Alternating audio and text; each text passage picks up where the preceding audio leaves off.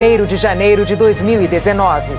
A democracia brasileira empossa o vencedor nas urnas de outubro e Jair Bolsonaro assume a presidência da República com o maior aparato de segurança da história em Brasília. No discurso no Congresso, ele fala de reconstrução. Temos diante de nós uma oportunidade única de reconstruir o nosso país e de resgatar a esperança dos nossos compatriotas. E promete uma sociedade sem discriminação ou divisão. No parlatório, a reafirmação de bandeiras da campanha eleitoral. Me coloco diante de toda a nação, nesse dia, como um dia que o povo começou a se libertar do socialismo. Se libertar da inversão de valores, do gigantismo estatal e do politicamente correto. Antes, um discurso inesperado de Michele Bolsonaro em Libras. Agradeço muito também a todos aqueles que demonstraram sua solidariedade durante os momentos difíceis pelos quais o meu esposo passou recentemente. O Jornal Nacional traz um perfil da primeira-dama. Como é o palácio em que o casal vai passar a morar? E ainda o retrato de todos os integrantes da equipe de ministros do governo Bolsonaro. Você vai ver também as posses dos governadores e as festas da chegada de 2019 pelo Brasil. A partir de agora, no Jornal Nacional.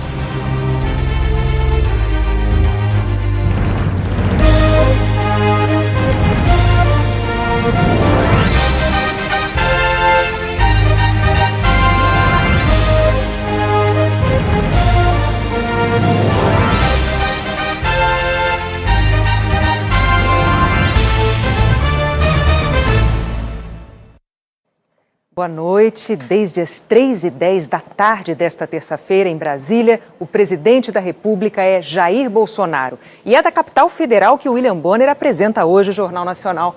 Boa noite, William Bonner. Boa noite, Renata. Boa noite a todos. Ali atrás é a Praça dos Três Poderes, que concentra o Palácio do Planalto, o Congresso Nacional e o Supremo Tribunal Federal. Foi o local da cerimônia de posse do 38º presidente da República. Nesse momento, Jair Bolsonaro participa de uma recepção no Palácio do Itamaraty, que é a sede do Ministério de Relações Exteriores. O Vinícius Leal traz as informações para a gente. Boa noite, Vinícius.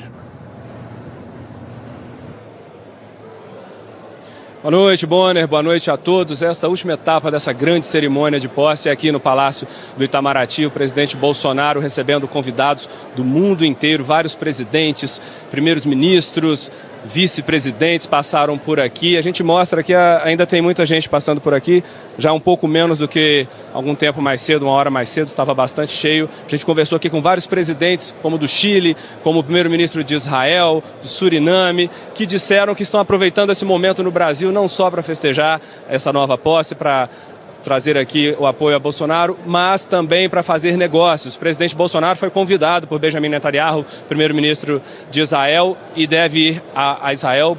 O Netanyahu, inclusive, confirmou que Bolsonaro aceitou o convite. Uma ausência foi do presidente argentino Maurício Macri, mas ele mandou também o seu chanceler, que já disse que Bolsonaro está com a agenda marcada, que o presidente da Argentina vem no dia 16 de janeiro para conversar com o presidente Jair Bolsonaro. Enfim, há um dia muito cheio aqui para todos nós jornalistas, também para as autoridades, que termina em festa aqui no Itamaraty, que ainda está em andamento esse jantar, e também todos aproveitando o momento para fechar negócios, para já falar de 2019, de economia e de política. Bonner.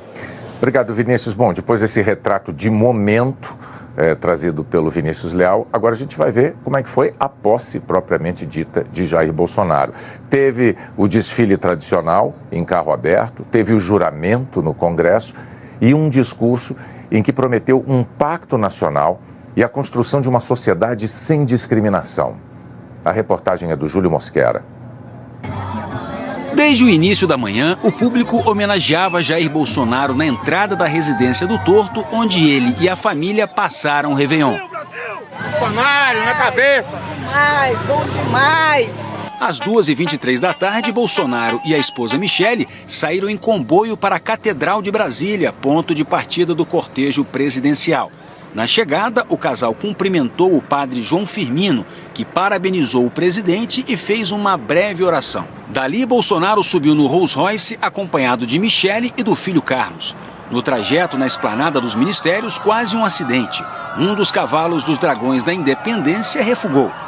Passado o susto, Bolsonaro seguiu acenando para a multidão. Ao fim do percurso de 1,5 km, ele foi recebido no Congresso Nacional pelos presidentes da Câmara, Rodrigo Maia, e do Senado, Eunício Oliveira. Aos três se juntaram o presidente do Supremo Tribunal Federal, Dias Toffoli, e a Procuradora-Geral da República, Raquel Dodge.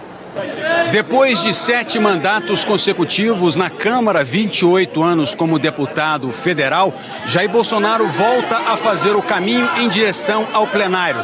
Dessa vez, para tomar posse como o 38º presidente do Brasil.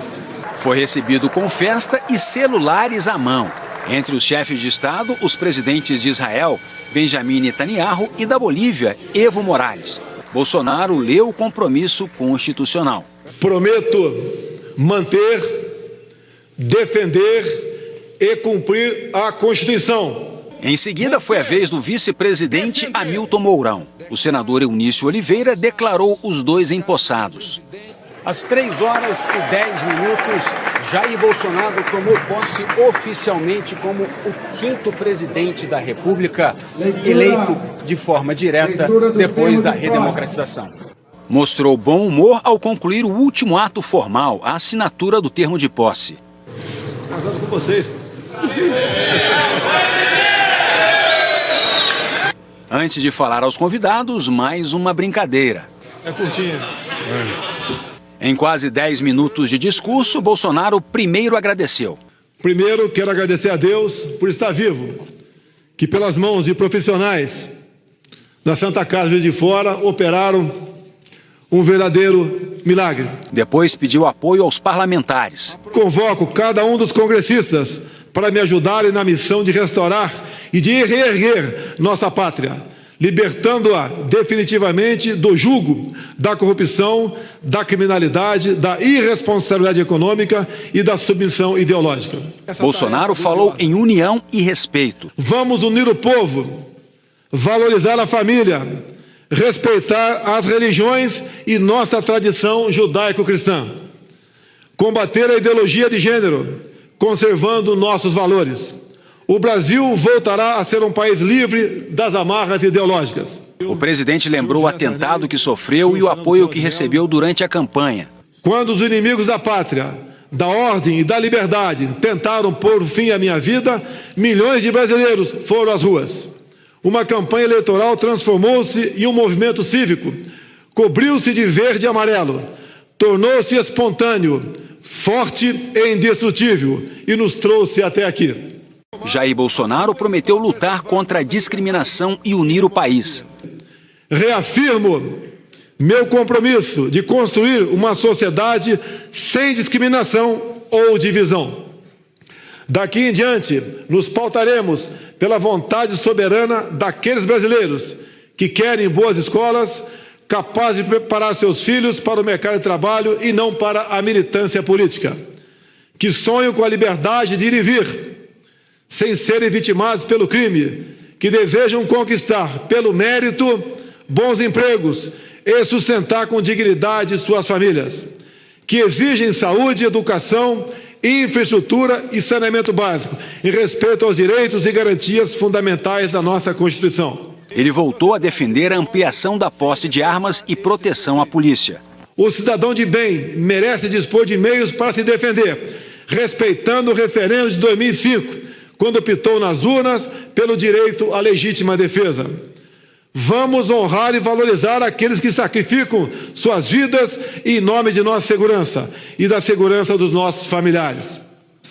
Contamos com o apoio do Congresso Nacional para dar o respaldo jurídico para os policiais realizarem o seu trabalho. Bolsonaro destacou que montou uma equipe de governo sem ceder a conchavos políticos. Montamos nossa equipe de forma técnica, sem o tradicional viés político, que tornou o Estado ineficiente e corrupto. Vamos valorizar o parlamento, resgatando a legitimidade e a credibilidade do Congresso Nacional. O novo presidente propôs um pacto nacional para enfrentar os desafios econômicos. Na economia, traremos a marca da confiança, do interesse nacional, do livre mercado e da eficiência. Confiança no cumprimento de que o governo não gastará mais do que arrecada e na garantia de que as regras, os contratos e as propriedades serão respeitados.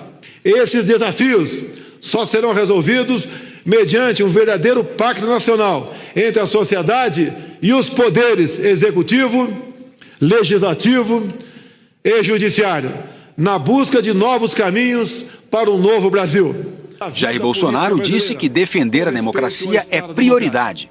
A construção de uma nação mais justa e desenvolvida requer a ruptura com práticas que se mostram nefastas para todos nós, maculando a classe política e atrasando o progresso.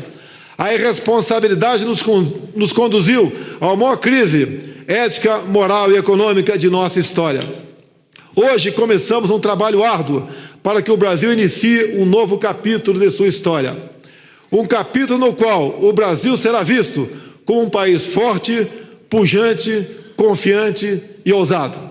A política externa retomará o seu papel na defesa da soberania, na construção da grandeza e no fomento ao desenvolvimento do Brasil. E finalizou com o jargão de campanha. Muito obrigado a todos vocês. Brasil acima de tudo e Deus acima de todos. Em seguida, como presidente do Congresso, Eunício Oliveira destacou que Bolsonaro precisa trabalhar em harmonia com o Legislativo e o Judiciário. Isso porque, quando as regras vigentes não permitem que se faça o que o senhor eventualmente pretenda, será necessária alteração legislativa pelo Congresso Nacional, com o controle de constitucionalidade do Supremo e a permanente fiscalização do Ministério Público. Ao deixar o Congresso, foi homenageado com salvas de 21 tiros de canhão, passou em revista a tropa e seguiu para o Palácio do Planalto. Depois da cerimônia no Congresso, o presidente voltou a fazer um discurso, dessa vez para milhares de pessoas que estavam em frente ao Palácio do Planalto. E disse que vai libertar o Brasil do socialismo. E num ato inédito, a primeira-dama, Michele Bolsonaro, também discursou e emocionou o público. A reportagem é de Délis Ortiz. O comboio presidencial saiu do Congresso pela contramão para a última parada, o Palácio do Planalto. No carro aberto, mais uma vez, Bolsonaro, a primeira-dama e o filho Carlos Bolsonaro. O presidente saudou o público fazendo o símbolo de uma arma com as mãos. Ele e Michele Bolsonaro acenaram o tempo todo. Na chegada, os dois, acompanhados pelo vice Hamilton Mourão e a esposa dele, Paula Mourão, ouviram o hino nacional e juntos subiram a rampa do Planalto. Eles foram recebidos por Michel Temer. Quando o presidente Jair Bolsonaro chegou ao Palácio do Planalto, do lado de dentro, aqui no Salão Nobre, pelo menos 700 convidados já o aguardavam. Entre eles, 30 surdos e intérpretes de Libras, convidados da primeira-dama. Michele Bolsonaro foi posicionada lá no final do salão, na outra extremidade, ao lado da família, os filhos, a sogra, Dona Olinda, a mãe de Jair Bolsonaro, todos na primeira fila. E lá no alto, no mezanino, também numa visão privilegiada, outros 130 convidados especiais do presidente, entre parentes e amigos. Bolsonaro e Temer seguiram com suas esposas para o parlatório. Foram recepcionados pelo público que lotava a Praça dos Três Poderes.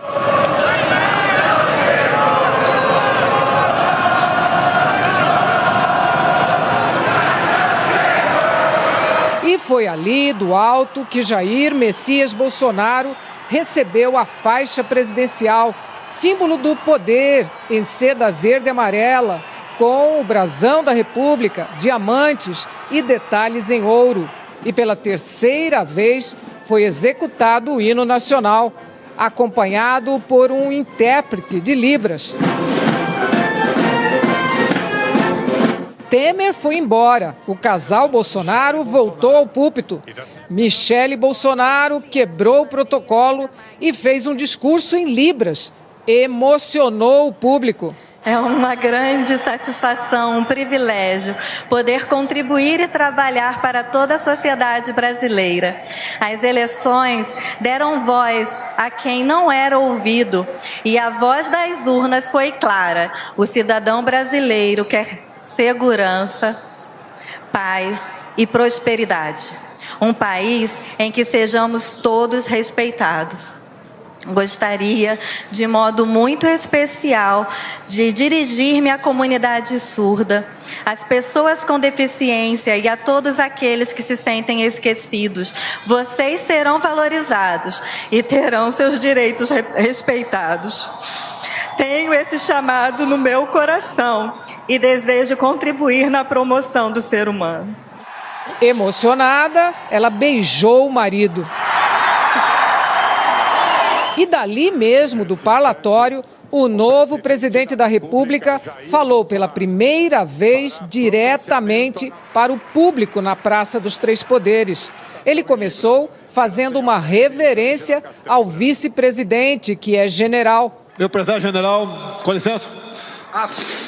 Agradeceu a Deus e aos eleitores. É com humildade e honra que me dirijo a todos vocês, como presidente do Brasil.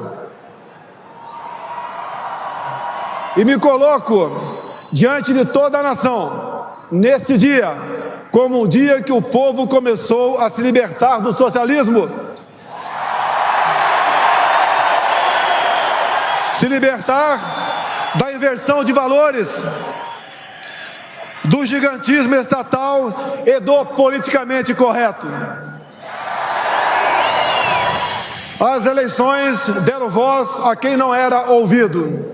Bolsonaro reforçou a importância de se respeitar a democracia. Respeitando os princípios do Estado democrático, guiados pela nossa Constituição e com Deus no coração, a partir de hoje, vamos colocar em prática o projeto que a maioria do povo brasileiro democraticamente escolheu. E disse que o país precisa deixar de lado a divisão ideológica. Não podemos deixar que ideologias nefastas venham a dividir os brasileiros.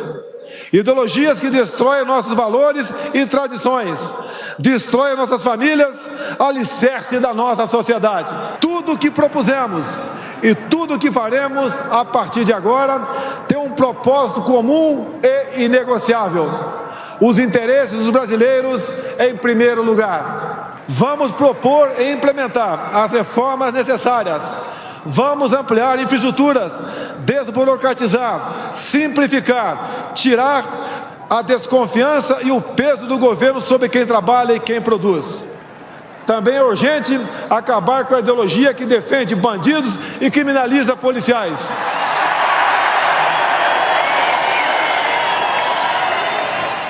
Que levou o Brasil a viver o aumento dos índices de violência e do poder do crime organizado, que tira vidas de inocentes, destrói famílias e leva insegurança a todos os lugares. No fim, de mãos dadas com o vice-general Mourão, fez uma referência às cores da esquerda e disse que a bandeira do Brasil é verde e amarela. Essa é a nossa bandeira, que jamais será vermelha. Só será vermelha se for preciso o nosso sangue para mantê-la verde e amarela. Em seguida, a hora da posse dos 22 escolhidos de Bolsonaro para a equipe ministerial. Um por um, na mesma cerimônia. Cada um no seu devido lugar, pré-estabelecido pelo cerimonial. Hora de registrar a nova cara do governo. O presidente Jair Bolsonaro, o vice Hamilton Mourão e os 22 ministros. Bom, é preciso dizer que o beijo que a primeira-dama Michele deu no marido Jair Bolsonaro foi depois dos pedidos em coro do público que se aglomerava ali na frente do palácio. Uma das promessas do presidente Jair Bolsonaro é mudar a política externa do Brasil. E um indicativo de como poderá ser essa nova política pode estar na lista de autoridades presentes ou que se ausentaram da cerimônia de posse. No Congresso, dirigentes estrangeiros se misturaram aos parlamentares brasileiros. O presidente boliviano Evo Morales deixou as diferenças ideológicas de lado e escreveu numa rede social que Brasil e Bolívia são sócios estratégicos que olham para o mesmo horizonte. 10 chefes de governo e de Estado vieram cumprimentar o novo presidente do Brasil. Também vieram 18 vice-chefes de Estado ou de governo e representantes de países e organismos internacionais. Ausências e presenças numa cerimônia de posse também dizem muito. E nesta foram dados recados claros de como vai ser a política externa do Brasil nos próximos anos. A decisão de vetar a presença dos governantes de Cuba, Venezuela e Nicarágua mostrou que o novo governo vai jogar duro com esses regimes de esquerda. Entre os convidados, dirigentes que simbolizam essa mudança de rota. O secretário de Estado americano Mike Pompeo chegou de manhã a Brasília e imediatamente publicou numa rede social: "Desejo testemunhar a pacífica transferência de poder em uma das mais fortes democracias da América Latina." O governo Bolsonaro já acenou que vai se aproximar do governo de Donald Trump, o que gerou preocupações porque os americanos enfrentam uma disputa com a China, que é o nosso principal parceiro comercial.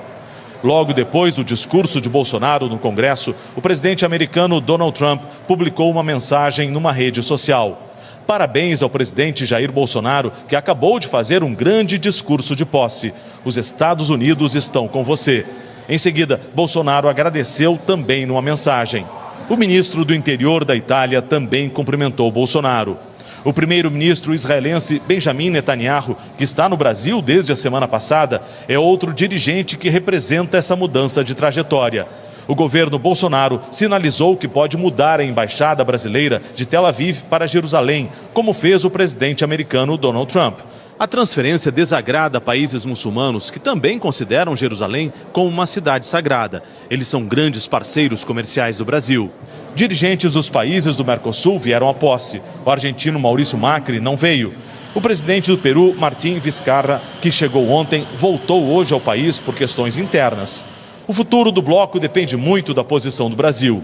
E o presidente Bolsonaro já sinalizou que pretende tornar o Mercosul mais flexível nas negociações comerciais com outros blocos ou outros países. Esta professora de Relações Internacionais diz que ainda é preciso ficar mais claro o que é apenas retórica e o que vai ser feito na prática.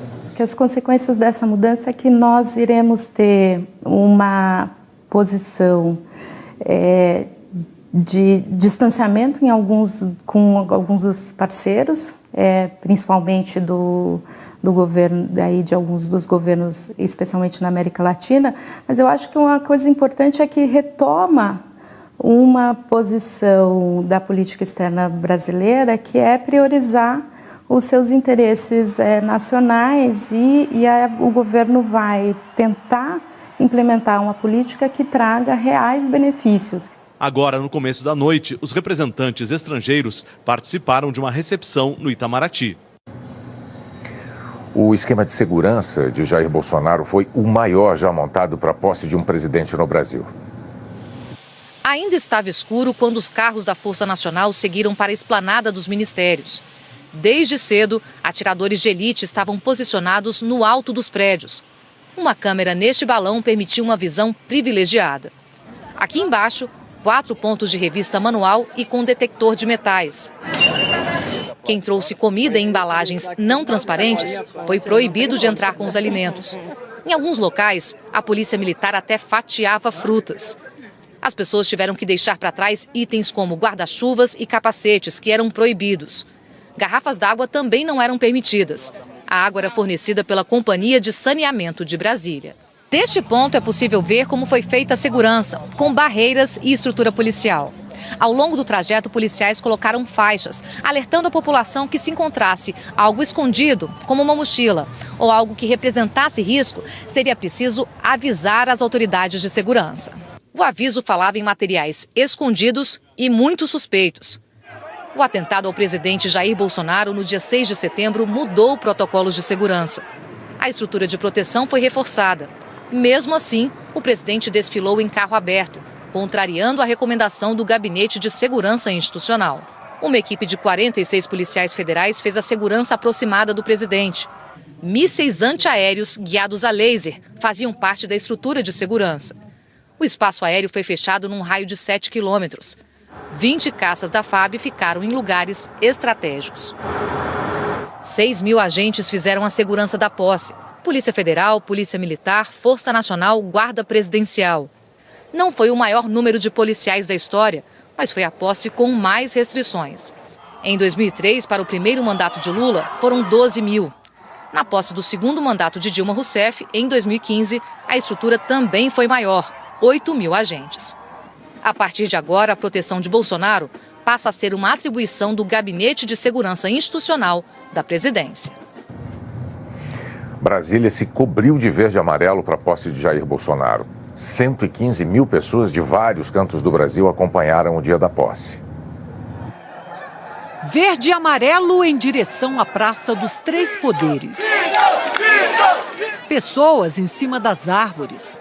A bandeira brasileira estendida, abraçada, usada como proteção de um sol forte, ostentada com orgulho por um povo esperançoso. Eu acredito demais no meu Brasil, um Brasil diferente. Um Brasil não só para mim, um Brasil para os meus filhos, um Brasil para os meus netos. Nas roupas de quem chegou até aqui, o rosto de Jair Messias Bolsonaro multiplicado milhares de vezes. Quase um uniforme deste 1º de janeiro de 2019.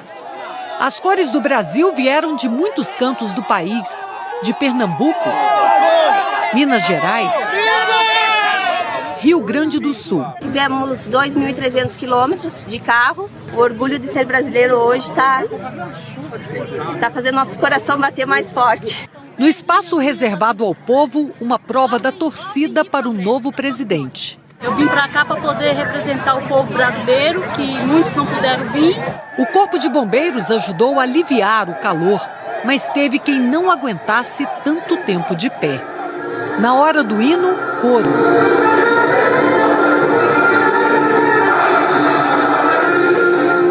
Sair de longe, caminhar muito, esperar por horas. Para quem passou o dia aqui na praça, tudo valeu a pena. Para ficar a poucos metros ali da rampa do Planalto e do Parlatório, para ver e ouvir o presidente falar aos brasileiros. Por volta das 4h30 da tarde, a recompensa pelo esforço de tantos brasileiros. Ver bem de perto o presidente Jair Bolsonaro em carro aberto com a primeira-dama Michele. Veio de Pernambuco, Fernando de Noronha, lá do Oceano, e valeu a pena porque a gente registrou tudo e vai voltar assim com essa força e pronto aí para esses 4 anos. É uma honra. Essas pessoas testemunharam a história aqui atrás, na Praça dos Três Poderes. Agora a gente vai rever, nome por nome, a equipe de governo do presidente Bolsonaro. A esplanada dos ministérios encolheu, mas não como o prometido. Durante a campanha, Jair Bolsonaro disse que ia reduzir o número de ministros para 15, mas no fim anunciou 22 ministros, 7 a menos que no governo de Michel Temer. Na escalação do time de Bolsonaro, militares da reserva, General Augusto Heleno para ser os olhos e os ouvidos do presidente no Gabinete de Segurança Institucional. Um homem de confiança e que foi fundamental para a escolha dos outros comandos militares. General Azevedo e Silva, Defesa. General Carlos Alberto dos Santos Cruz, Secretaria de Governo. Almirante de Esquadra Bento Costa Lima de Leite Albuquerque Júnior, Minas e Energia. Tenente-Coronel Aviador Marcos Pontes, Ciência, Tecnologia e Comunicação. Além do vice-presidente General Hamilton Mourão, que terá uma função estratégica. Ele mesmo disse que vai comandar o que chamou de centro do governo, o monitoramento de projetos tocados pelos ministérios. Para combater a corrupção, Bolsonaro buscou a reputação da Lava Jato e nomeou Sérgio Moro para o Superministério da Justiça e Segurança Pública, que ganhou mais poder com a vinda do COAF, órgão de inteligência fundamental contra a lavagem de dinheiro. Mas aqui na esplanada, o homem que ganhou do presidente Bolsonaro carta branca para montar a equipe e também um plano para reerguer a economia do país foi Paulo Guedes. Uma missão nada fácil. O novo governo recebe as contas no vermelho, com um rombo previsto de 159 bilhões de reais. Mais de 12 milhões de pessoas sem emprego e um sistema produtivo travado. O crescimento da economia não passou de pouco mais de 1%. O Super Ministério da Economia, sob o comando de Paulo Guedes, é uma fusão dos Ministérios da Fazenda e Planejamento. Vai agregar também a Receita Federal e parte do Ministério da Indústria e Comércio Exterior. Paulo Guedes nomeou 6 secretários para funções estratégicas e indicou o presidente do Banco Central, Roberto Campos Neto, com status de ministro. Bolsonaro trouxe nomes técnicos e ligados à política. Osmar Terra, do MDB na Cidadania, uma fusão de esporte, cultura e desenvolvimento social.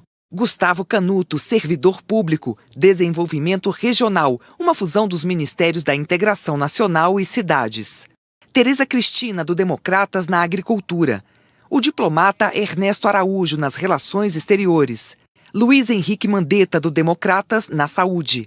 O professor Ricardo Vélez Rodrigues, educação. O servidor público Tarcísio Gomes de Freitas, infraestrutura. Marcelo Álvaro Antônio, do PSL, turismo. A assessora parlamentar Damares Alves, mulher, família e direitos humanos. Ricardo de Aquino Salles, do Partido Novo, Meio Ambiente.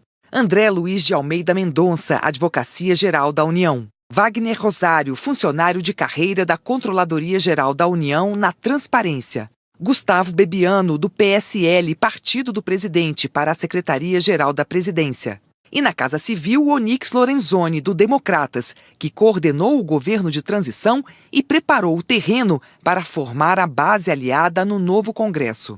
O governo afirma que a relação com o Congresso será diferente. Vai buscar apoio sem tomar lá da cá, sem dar cargos ou verbas em troca de votos. Durante a transição, a equipe de Bolsonaro recebeu mais de 300 parlamentares de 10 bancadas. Pelas contas do chefe da Casa Civil, Onyx Lorenzoni, a base do governo na Câmara hoje conta com 250 dos 513 deputados e no Senado com pouco mais de 40 dos 81 senadores. Números que ainda não dão garantia ao governo para aprovar projetos importantes. É pouco agora, né? Que é 1º de janeiro, né? A gente está mudando, né? Assumindo agora, nós temos um mês ainda, né? Para ir consolidando e ampliando o que a gente já tem. E eu não tenho dúvida nenhuma que instalado o novo Congresso, com o diálogo, nós vamos chegar tranquilamente a 350 votos na Câmara e 50, ou talvez até mais votos, bem mais votos do que 50 no Senado. Onyx falou em construir um pacto político com a oposição para aprovar as reformas necessárias. Isso não é uma tarefa só de quem está no governo. A oposição é muito importante porque ela nos ajuda a corrigir eventuais equívocos e erros, mas nós precisamos unir todo mundo. Vários países do mundo que passaram por dificuldades fizeram pactos políticos. Partidos de oposição e situação se uniram na salvação do país. A nova primeira-dama, Michele Bolsonaro, não gosta de dar entrevista, mas ela já disse que quer se dedicar a projetos sociais. Ela é ex-assessora parlamentar e conheceu o marido na Câmara dos Deputados. A gente vê na reportagem do Welter Duarte. A felicidade em pessoa. O estado de espírito da nova primeira-dama do Brasil estava estampado no rosto. Os sorrisos, os acenos e cumprimentos discretos na posse revelam muito sobre a personalidade de Michele Bolsonaro. Uma mulher que nasceu e foi criada tão perto e tão longe dos palácios da capital. Essas também são imagens do Distrito Federal, a exatos 35 quilômetros do Palácio do Planalto. Estamos na maior cidade do DF e também uma das mais pobres. Ceilândia tem brasileiros de todo canto, mas é conhecida como o berço dos nordestinos. Aqui nasceu e foi criada Michele de Paula Firmo Reinaldo. Os antigos vizinhos têm boas lembranças dessa época. Era alegre. Nunca vi coisa ruim junto com ela. Douglas ainda mora na mesma rua onde Michele passou a adolescência. Sempre uma pessoa muito educada, muito generosa, tinha um carinho muito especial. A primeira-dama do Brasil tem 38 anos e é a mais velha de 5 irmãos. Os pais ainda vivem em Ceilândia, uma dona de casa e um motorista de ônibus aposentado. Amigos dizem que Michele já fez de tudo para que a família fosse morar em outro lugar, mas ninguém quer sair daqui.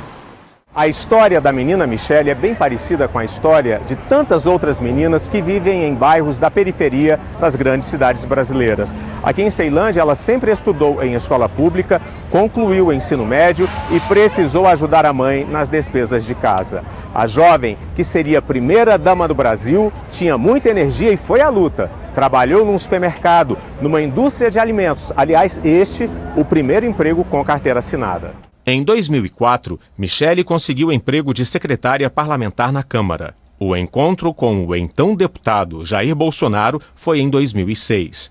Ela foi trabalhar no gabinete de Bolsonaro e depois se casaram no civil. Em 2008, o Supremo Tribunal Federal proibiu o emprego de parentes no serviço público e o deputado demitiu a mulher. O casamento, numa cerimônia evangélica, aconteceu em 2013 no Rio.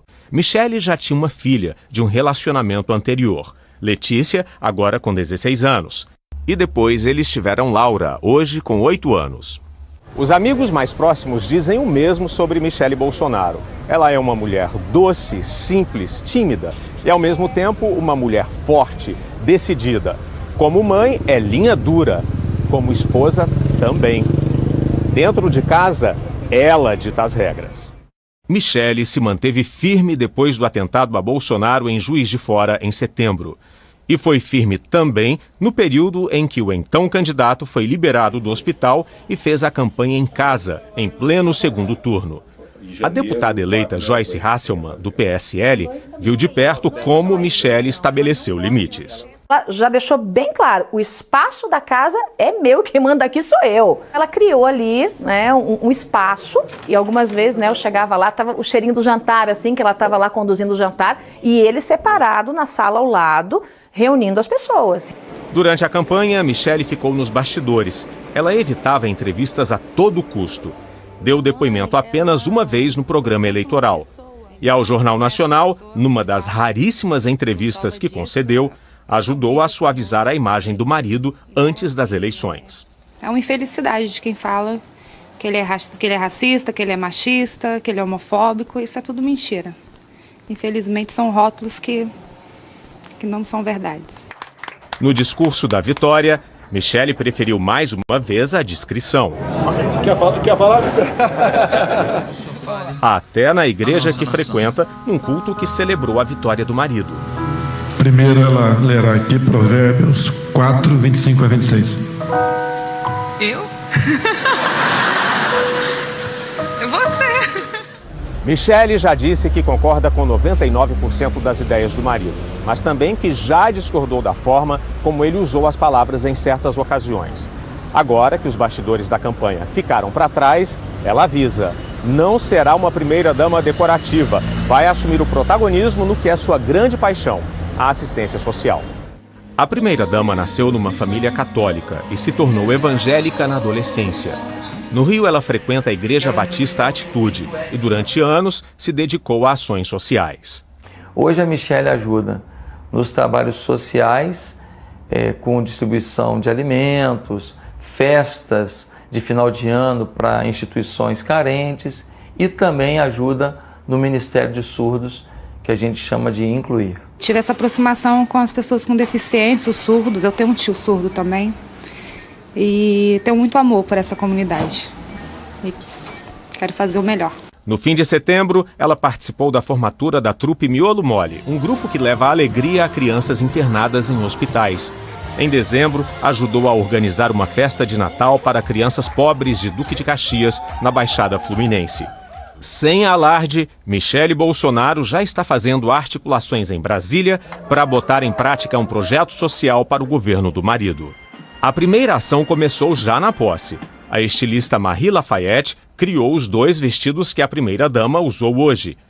A inspiração veio de 2 ícones da moda: Grace Kelly, princesa de Mônaco, e Jacqueline Kennedy, ex-primeira-dama dos Estados Unidos.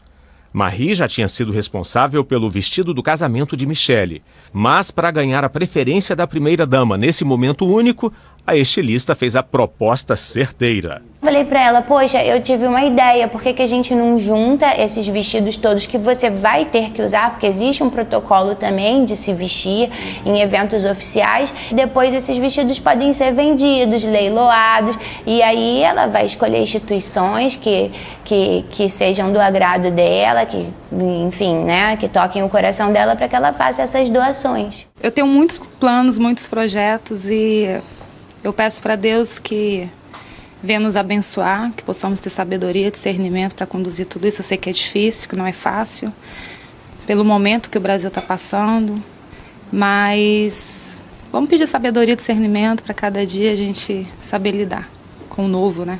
Em todos os pronunciamentos do candidato havia uma intérprete de Libras. No discurso da vitória, Michele cedeu lugar para a intérprete. Na diplomação e hoje na posse também. No discurso em Libras, ela defendeu mais uma vez os deficientes. Tenho esse chamado no meu coração e desejo contribuir na promoção do ser humano. E estamos...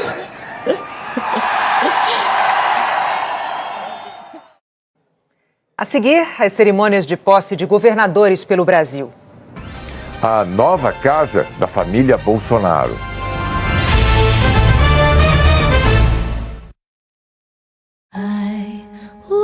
Em 2019 acabou de nascer. E já mudou pelo menos um pouco todos nós.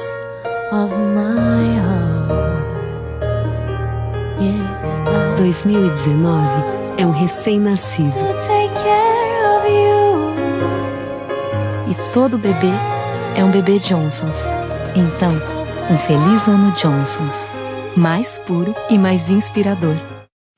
Liquidação de verdade é na Casas Bahia. Já começou e tem ofertas com até 70% de desconto. Smart TV 32 Samsung, só R$ 78,50 mensais. LG K11 Plus, só R$ 899. Fogão Brastemp acendimento automático, só R$ 799. Cozinha de aço, só R$ 599. Não espere, tem muito produto novo na caixa, com muito preço baixo. Liquidação de verdade é na Casas Bahia. Na loja, no site e no aplicativo. Hoje, depois do Jornal Nacional, os Guardiões decidiram contar a Gabriel que ele é o novo líder da Irmandade. Mas tem um problema. A última notícia que eu tive dele é que ele foi na Dona Milu e tomou um chá. Mais nada. O 7º Guardião. Em seguida, heróis improváveis vão se unir para salvar o universo. Vamos passar por cima de vocês! Guardiões da Galáxia, no Festival Ano Novo.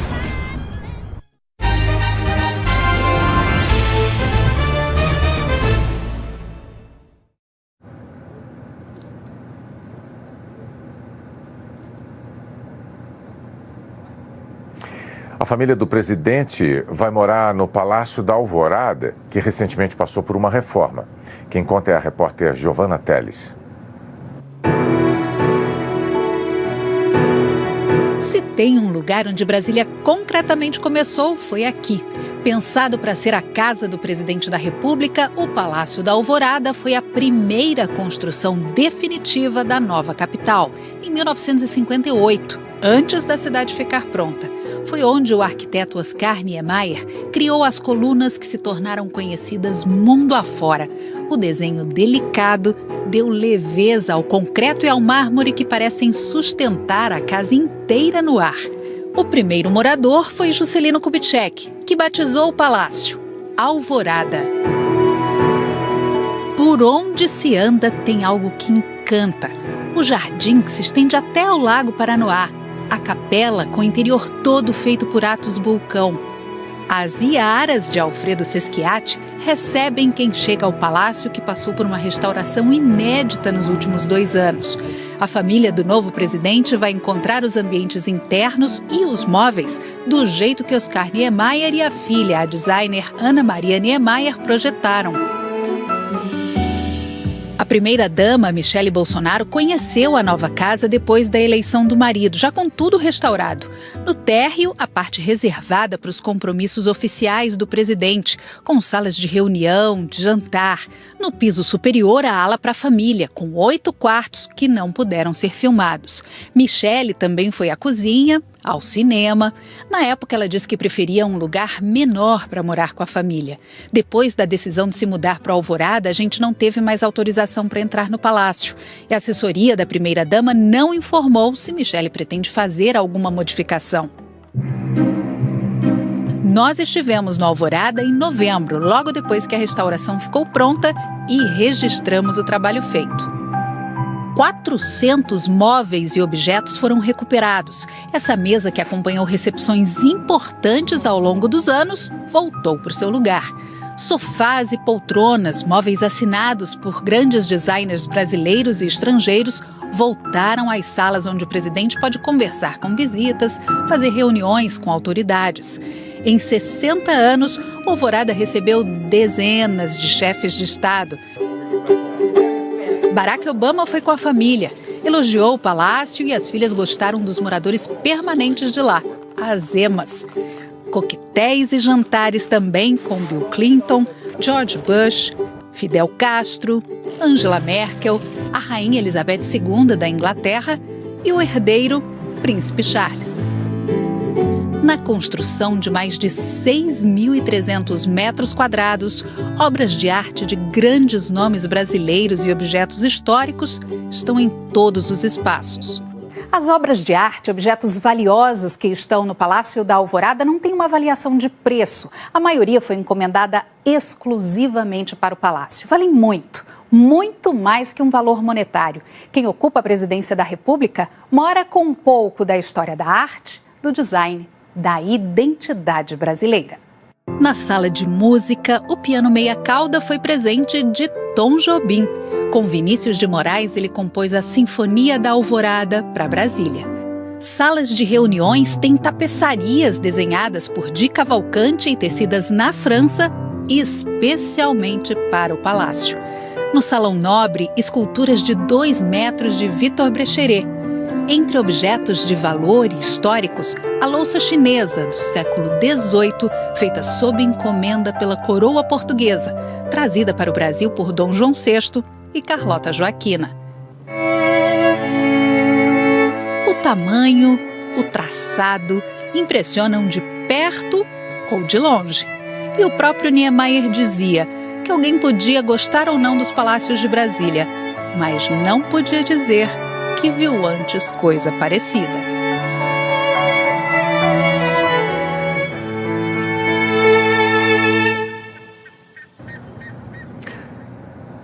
É um palácio belíssimo de verdade, mas hoje o presidente Jair Bolsonaro ainda dorme na Granja do Torto. O Lozecan, Marcos Lozecan, fala ao vivo de lá.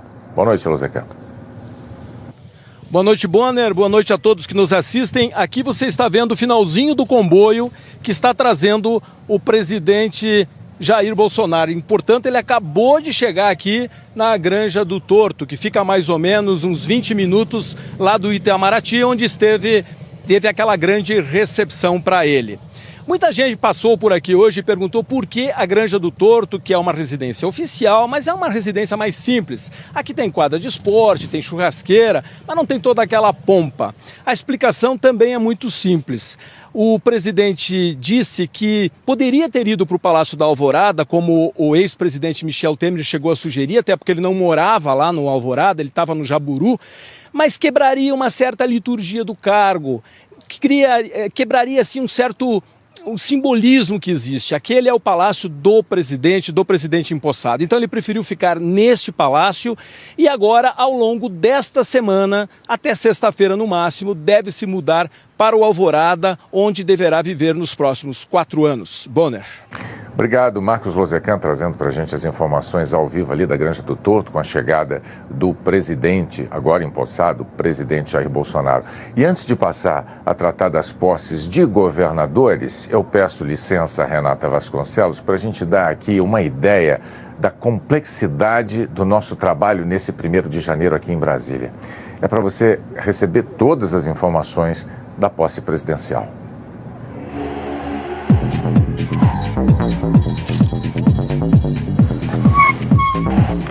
Esplanada dos Ministérios, Praça dos Três Poderes, Congresso Nacional, Palácio do Planalto. Da capital do país para a Casa dos Brasileiros, a Globo Brasília montou um esquema especial e inédito para contar esse momento histórico.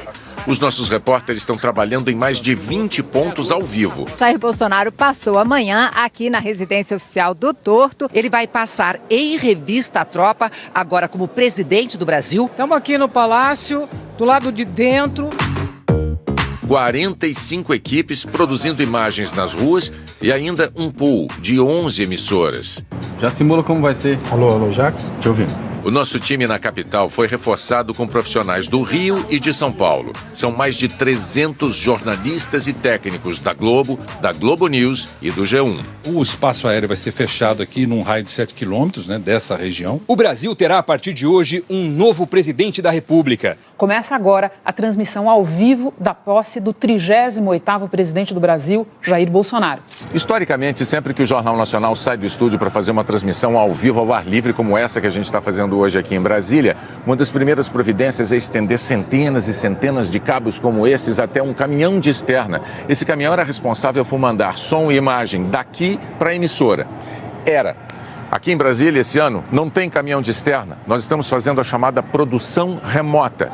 Não tem caminhão porque tem o rack. É esse equipamento super compacto e potente. É como se eu estivesse dentro do estúdio do Jornal Nacional no Rio de Janeiro. Som e imagem são enviados por fibra ótica para a Globo Brasília e então viajam para todo o país e para o mundo pela Globo Internacional. O esquema de segurança inédito para a posse do presidente exigiu planejamento dinâmico, logística, credenciamento de profissionais, preparação de locais de transmissão, um aparato técnico operacional para uma cobertura de posse presidencial sem precedentes no Brasil.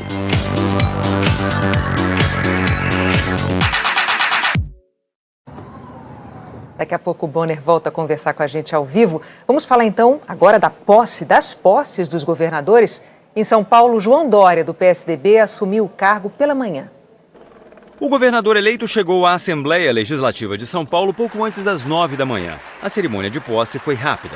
Primeiro, ele fez o juramento. Em seguida, João Dória, do PSDB, e o vice Rodrigo Garcia, do DEM, assinaram o termo de posse. Faltam 5 minutos para as 10 da manhã e João Dória, já empossado, governador de São Paulo, acaba de deixar a Assembleia Legislativa, está a caminho do Palácio dos Bandeirantes, sede do governo do estado, para a cerimônia de transmissão do cargo. Dória recebeu a bandeira do estado das mãos do ex-governador Márcio França. No discurso, o novo governador deu o tom que pretende imprimir ao mandato. O governo de São Paulo vai governar com o Brasil e para os brasileiros de São Paulo. E o meu partido, o PSDB, também não vai virar as costas para os brasileiros. Os partidos, como os governos, precisam de novas posições, novos compromissos, novos projetos. E o PSDB, o meu partido, será um exemplo disso, porque vai mudar, e vai mudar para sintonizar a realidade da população do estado de São Paulo. E se souber fazer isso em São Paulo, saberá fazer também no Brasil. O novo governador do Rio de Janeiro, Wilson Witzel, do PSC, defendeu o combate à violência, ao crime organizado e declarou que traficantes de drogas são narcoterroristas. A cerimônia de posse de Wilson Witzel foi marcada por duas ausências. O presidente da Assembleia Legislativa cumpre prisão domiciliar e o ex-governador Luiz Fernando Pezão está na cadeia. Ex-juiz federal, Witzel venceu a primeira eleição que disputou, prometendo combater a corrupção.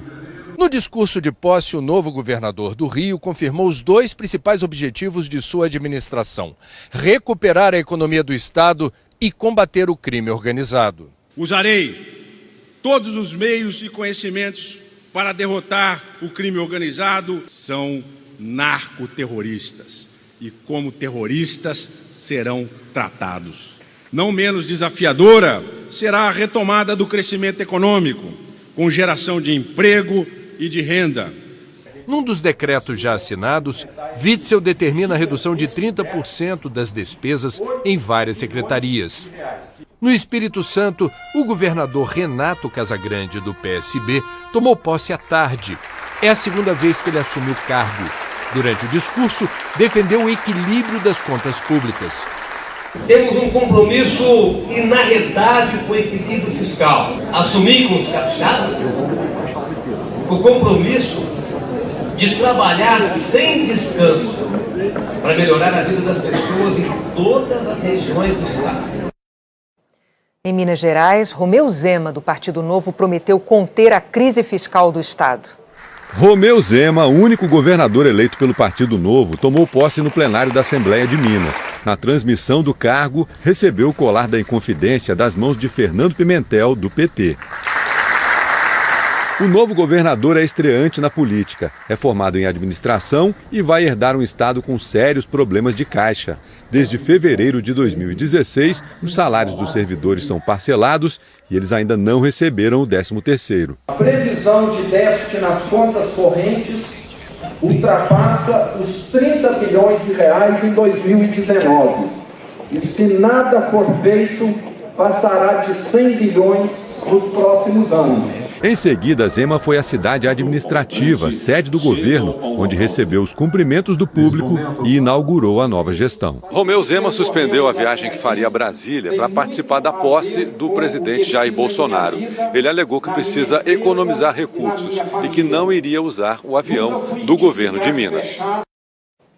Na Bahia, o governador reeleito Rui Costa, do PT, também disse que o controle das contas públicas está entre as prioridades. Rui Costa, do PT, tomou posse à tarde na Assembleia Legislativa. Ele destacou o avanço na saúde e a queda no número de homicídios.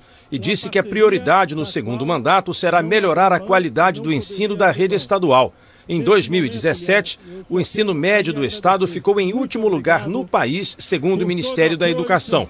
A Bahia está com as contas em dia, mas, de acordo com o Tesouro Nacional, gasta além do permitido pela Lei de Responsabilidade Fiscal com folha de pagamento. No mês passado, o governador conseguiu aprovar na Assembleia um pacote de austeridade que extinguiu algumas estatais, reduziu pela metade os repasses do Estado para o plano de saúde dos servidores e aumentou a contribuição previdenciária deles de 12% para 14%. Nós chegamos esse ano a 4 bilhões de reais do déficit da Previdência dos servidores públicos estaduais. E a projeção daqui a 4 anos esse número chegar a 8 bilhões. Então eu diria que esse é o grande desafio da Bahia e dos 27 estados brasileiros. A única governadora eleita nas últimas eleições e os outros 7 governadores dos estados do Nordeste tomaram posse durante a tarde.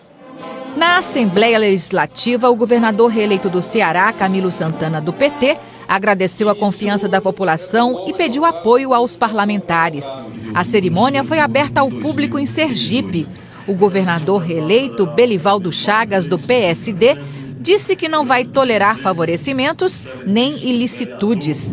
Pela 4ª vez em 16 anos, o Wellington Dias, do PT, assumiu o governo do Piauí e prometeu que vai melhorar o índice de desenvolvimento humano do estado.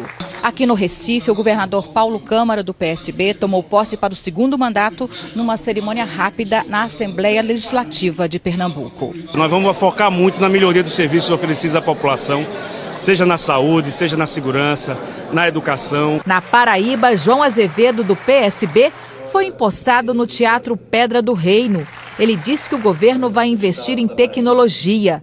Na Assembleia Legislativa de Alagoas, o governador reeleito Renan Filho, do MDB, afirmou que vai investir em educação e que pretende fazer uma reforma administrativa. No discurso na Assembleia Legislativa do Maranhão, o governador reeleito Flávio Dino, do PCdoB, disse que o objetivo dele é manter as finanças do estado em dia.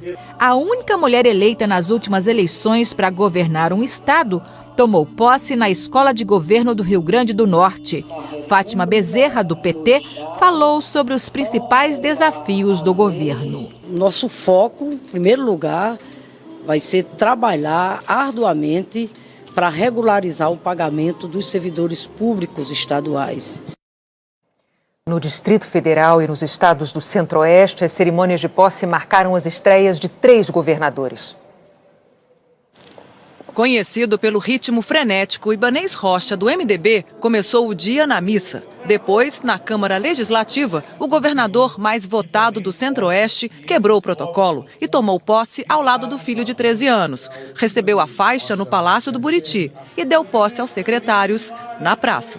Ibanez Rocha é advogado. Ele nunca tinha disputado uma eleição a um cargo público. Saiu de 2% nas primeiras pesquisas de intenção de voto e ganhou com quase 70% dos votos no segundo turno. Foi exatamente a população do Distrito Federal que demonstrou que queria mudança. Nós fomos chamados pela população para mostrar como se faz política de forma diferente.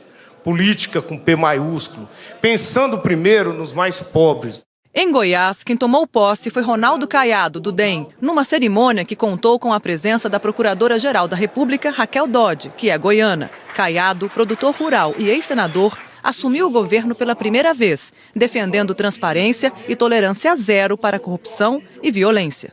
Em Mato Grosso, outro governador do DEM, o empresário Mauro Mendes, no discurso de posse, defendeu mudanças na tributação do agronegócio, principal fonte de arrecadação do Estado, e reclamou que falta dinheiro em caixa. Já em Mato Grosso do Sul, um governador reeleito, Reinaldo Azambuja, do PSDB. Ele diz que a prioridade é reduzir custos, enxugar gastos com a folha de pessoal e melhorar as compras do governo. A seguir, as posses de governadores nas regiões Sul e Norte e a chegada do Ano Novo numa das festas mais famosas do planeta.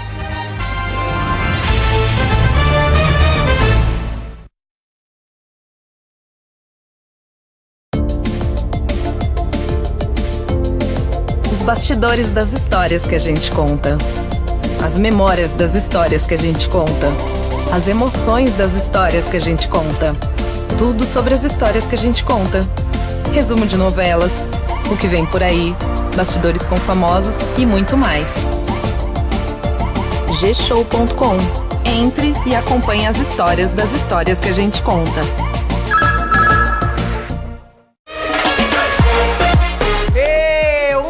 De espectadores. Muito obrigada! Gente, vou ligar pra Neymar, que Neymar tem 100 milhões de seguidores. Pediu pra ele postar. Gente, que imagina 100 milhões de Neymares vendo o nosso filme. Amor, você conhece Neymar? Claro que eu conheço. Até parece. O que ele faz em campo? Ele chuta a bola pra frente, bica. Amor, atacante. Fala, meu atacante, beleza? Ligou na cara. Minha Vida em Marte. Hoje nos cinemas. Quero lhe falar, meu grande amor.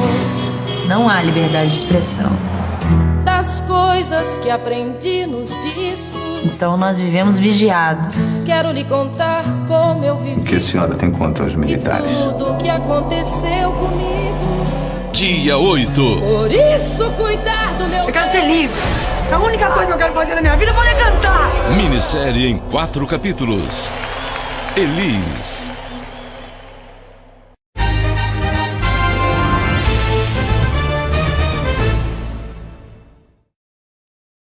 Dois dos 3 governadores da região sul tomaram posse no fim da tarde. No Rio Grande do Sul, o mais jovem governador eleito no país, Eduardo Leite, do PSDB, fez o juramento à Constituição na Assembleia Legislativa e depois recebeu o cargo no Palácio Piratini, sede do governo do estado. Eduardo Leite vai comandar um estado endividado. O rombo no caixa estimado para este ano é de 4 bilhões de reais. Uma das tarefas urgentes do novo governador será pagar os salários dos servidores em dia. Amanhã mesmo vamos assinar uma série de decretos emergenciais para controlar e reduzir as despesas de pessoal e de custeio. O novo governador do Paraná tomou posse na Assembleia Legislativa. No discurso, Ratinho Júnior, do PSD, defendeu o enxugamento da máquina pública. Todos os secretários, todos os dirigentes estatais, de autarquias e de órgãos do Estado vão trabalhar com metas e objetivos para consolidar o Paraná como protagonista do Brasil. Em Santa Catarina, Carlos Moisés da Silva, do PSL, participou de um culto ecumênico e depois tomou posse na Assembleia Legislativa. Ele disse que vai combater a corrupção. Colocando as pessoas que nós confiamos, que nós olhamos nos olhos e sabemos quais são as pessoas que estão trabalhando conosco. Depois da cerimônia, o governador catarinense, que é bombeiro da reserva, tomou um banho de mangueira, uma tradição em datas especiais. Na região norte, a primeira cerimônia de posse foi logo depois da virada do ano. Valdez Góes, do PDT, assumiu o cargo de governador do Amapá pela 4ª vez. A cerimônia de posse foi de madrugada na sede do Sebrae, na capital, Macapá. Já a posse do coronel Marcos Rocha, do PSL, foi no Teatro Estadual de Rondônia. O novo governador disse que irá enxugar a máquina pública. No Tocantins, Mauro Carlesse, do PHS, recebeu a faixa de governador. Ele venceu eleições suplementares em junho, depois da cassação do então governador Marcelo Miranda, do MDB.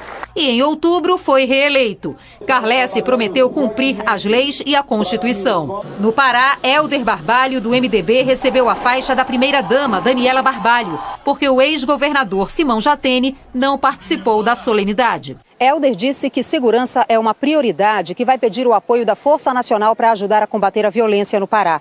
Também falou que vai acompanhar as políticas ambientais do governo federal para a Amazônia. Desejo que haja a compatibilidade da preservação ambiental com a necessidade do desenvolvimento e das vocações econômicas deste estado para que possamos gerar emprego e gerar renda para os paraenses. E agora há pouco tomaram posse os governadores do Amazonas, Wilson Lima, do PSC, de Roraima, Antônio Denário, do PSL, e do Acre, Gladson Cameli, do PP. A virada do ano, foi comemorada com shows e espetáculos em várias capitais. Em 2 delas, os fogos menos barulhentos foram a novidade. 3, 2, 1, Feliz Ano Novo! A cantora Ivete Sangalo comandou a festa da virada em Salvador. Se abracem, se abracem! E uma multidão comemorou a chegada do Ano Novo. Ele veio e ganhou 17 minutos de espetáculo luminoso na praia de Iracema, em Fortaleza. Eu sou mameluco. No Recife, 1 milhão de pessoas celebraram com fogos e frevo 2019. Eu sou de Pernambuco, sou o Leão do Norte. Um ano com mais paz e com mais diálogo também. E em Manaus... Feliz Ano Novo, Manaus! A queima de fogos durou 10 minutos. A festa no céu de Florianópolis neste ano foi mais silenciosa.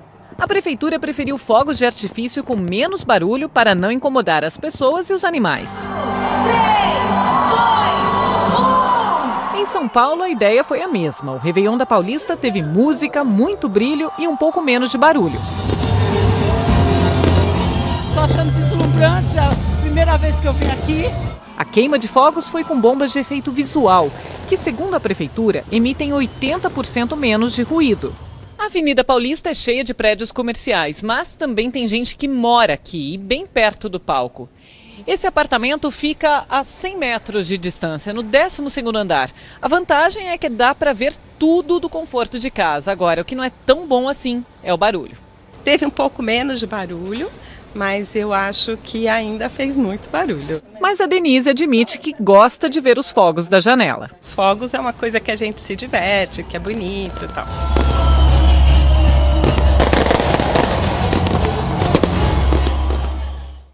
No Rio de Janeiro, uma multidão acompanhou a virada do ano na praia de Copacabana. É a praia mais lotada do mundo. Quase 3 milhões de pessoas no mesmo lugar, Copacabana. O bairro dos hotéis elegantes e das coberturas disputadas, mas onde é possível se divertir até com um pedacinho de chão. Aqui dá pra gente ouvir o som, a gente tá tranquilo, tá fresquinho, dá pra ver os fogos, então vai ficar muito bacana. É verdade que tem muita festa, muita gente feliz no calçadão, mas para entender como é que funciona o Réveillon em Copacabana não tem jeito. Tem que botar os 2 pés na areia. É pra lá. Sabia que era tão divertido? Não. É o máximo, gente. Nossa, não sei nem o que falar. Festejar com os amigos, com a família, com direito a show do Gil. Bora daqui! Ser feliz em Copacabana ou é de graça ou custa bem pouco. E esse brincão? Foi eu que comprei também, ó. Quantos quilates? Ai, 20 reais. O que você vai pedir? Eu só vou pedir saúde e algum dinheirinho, né? Que eu sou funcionária pública. E ninguém é de ferro. Né? É o tempo de fazer promessas e de tomar atitudes. Stephanie, quer casar comigo? Foi só pra televisão, esse pedido é de verdade mesmo. Verdade. Ah, o amor. De repente, Olha, um novo ano inteiro chegando pra gente viver o que vier, como der, até no mais poder.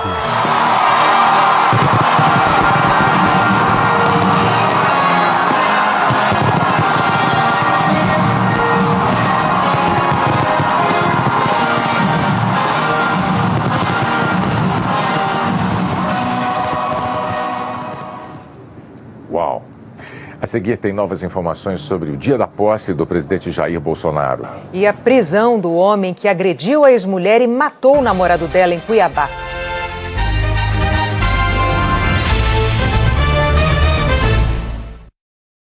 Agro, a indústria riqueza do Brasil. Limão é agro. O siciliano e o Tahiti são as variedades mais produzidas no Brasil. Limão é renda no campo. A receita é de 1 bilhão e 200 milhões de reais por ano. A exportação chega a 80 milhões de dólares. O limão é rico em vitamina C. É um dos frutos mais usados na gastronomia. Vai bem no tempero de saladas e carnes. Dá frescor às frutas, vira sobremesa, chá, limonada e ainda ajuda a tirar as manchas da cozinha. Limão pode ser aproveitado do suco até a casca. O óleo extraído da casca traz benefícios para a saúde e é usado na indústria de cosméticos. Limão é agro. Agro é tech. Agro é pop. Agro é tudo. Tá na Globo. Apoio forte. Agro é orgulho. Agro é Ranger. E Bradesco 2019. Você faz acontecer.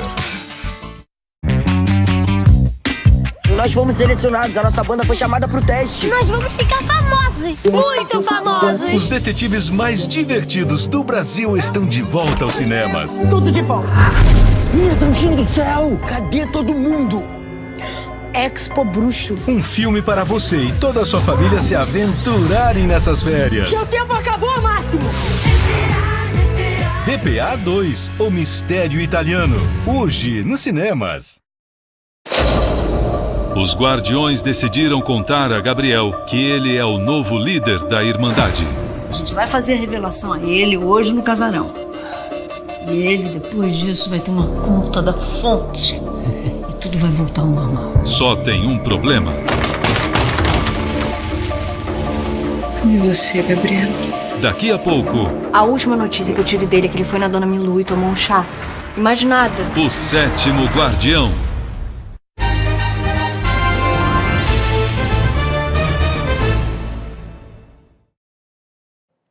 Morreu hoje, aos 87 anos, a atriz Etty Fraser. Ela estava internada em São Paulo desde o fim de semana.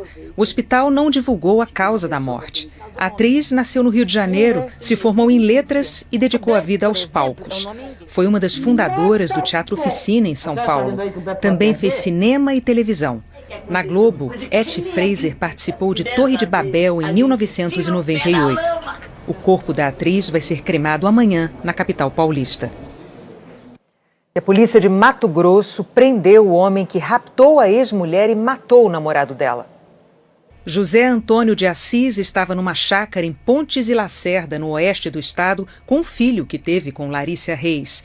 Depois de 6 horas de negociação, ele entregou o menino e se rendeu. No sábado, José Antônio matou o namorado da ex-mulher num posto de gasolina. Depois, a obrigou a viajar com ele por mais de 400 quilômetros. A polícia apreendeu uma arma e munição. Eu já estou aqui pertinho do nosso telão para conversar com a Maju Coutinho, porque é hora da previsão do tempo aí para esse primeiro dia útil de 2019. Nesse primeiro dia útil, eu quero saber, primeiro, feliz ano novo para você, Maju. Qual é a previsão para amanhã, quarta-feira? Oi, Renata, feliz ano novo para você e para todos. Vamos lá, Renata, amanhã o dia útil, o primeiro dia útil do ano e o segundo, do ano, vai ser marcado por alertas na região serrana do Rio, no sul de Minas e no Vale do Paraíba, em São Paulo. Pode chover muito em Campos do Jordão, em Itajubá e em Petrópolis. O norte de Mato Grosso do Sul, grande parte de Mato Grosso, Rondônia, o sul do Pará e uma boa área aí do Amazonas estão na outra rota de alerta que engloba Manaus, Porto Velho e Cuiabá.